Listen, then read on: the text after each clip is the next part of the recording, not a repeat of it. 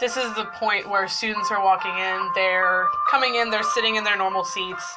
If I had a class, I would have them do that. They would already know how to do that. That established routine would be happening while they're listening to this music.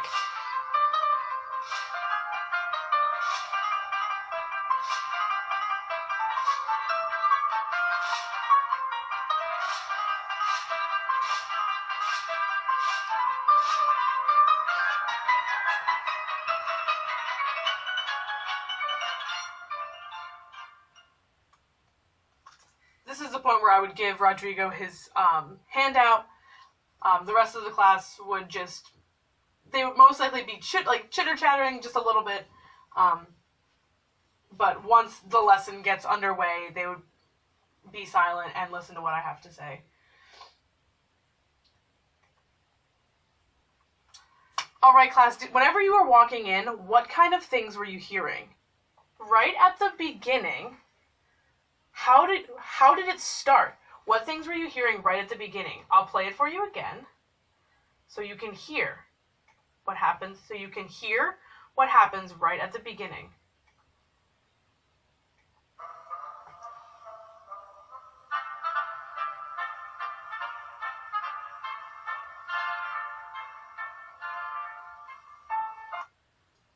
What instruments did you hear? Okay, we heard bassoons, fagote, that's a bassoon. That's the one that you play like this, with a double reed. That's the weird part you put into your mouth to make the sound. What other instrument did we hear? If we think about the double reed family that we learned about earlier in the year, who do we hear? We hear oboes. We hear oboe, which is a smaller version of a bassoon. It's very tiny, looks like a clarinet. If we listen again,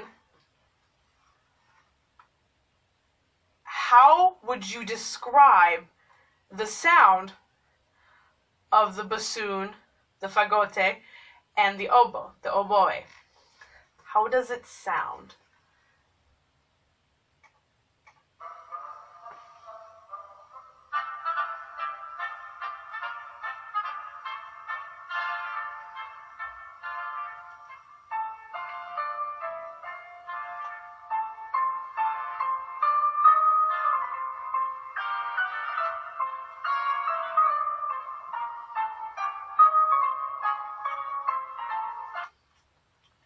How would you describe the sound of the fagote, the bassoon, and the oboe, the oboe?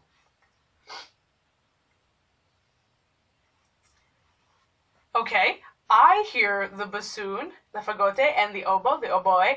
I hear it sounding like a goose. It sounds like some kind of animal, so I think of a duck or a goose. I was hearing piano. I was hearing snare drum. That piece was written by Dmitri Shostakovich, a Russian composer. Shostakovich was born in 1906, but his music is still played. Isn't that cool? That his music was written so long ago, and we still listen to it today. When Shostakovich wrote this piece, which is his Piano Concerto Number 2. This is the first movement, allegro, which means fast. He wrote this in 1957 for his son, Maxim. And whenever Shostakovich wrote this piece, it was a very dangerous time to be living in Russia. Shostakovich was very scared. Have you ever been scared? If you've ever felt scared, do you think would this music play? Does this music sound like someone is scared? Let's listen to it again.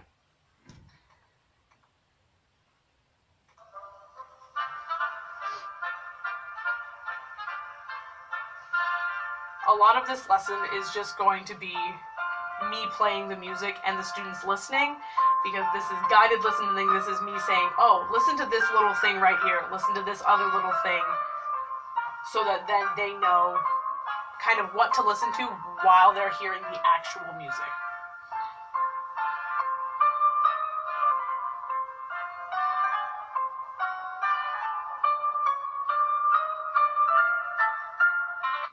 Does that sound sad to you or scared?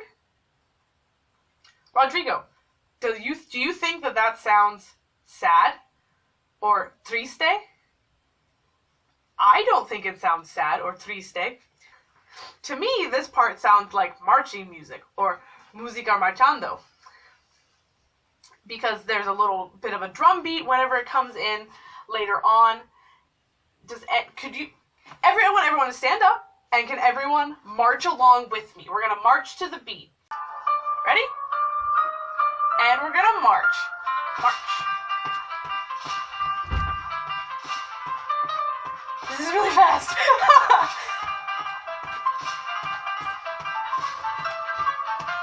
Can anyone tell me why that sounds like marching music or música marchando?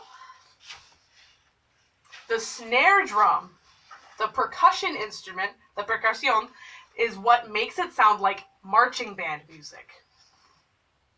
If I start over and we listen for the piano to enter, the instrument with the white and black keys, I want you to listen specifically for that and be able to tell me what it sounds like and what you think it looks like to play.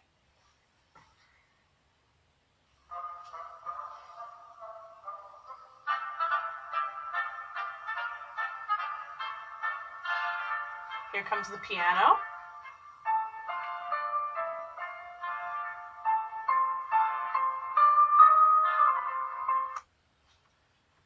Can anyone demonstrate what they think it looks like to play the piano? If someone wants to come up to the piano and show me what they think it looks like.